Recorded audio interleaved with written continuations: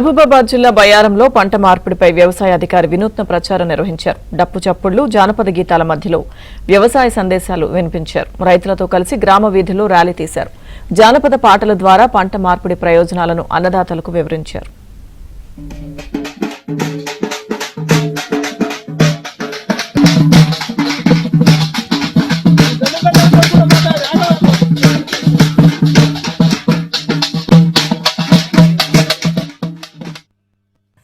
ఈ యొక్క వాతావరణం ఇదొక సంవత్సరం వెళ్ళిన ఎఫెక్ట్ ద్వారానే కాకుండా ప్రతి సంవత్సరం కూడా రైతు సోదరులందరూ కూడా సాంప్రదాయ పంటలు ఎప్పుడు వేస్తున్నారు మన దగ్గర.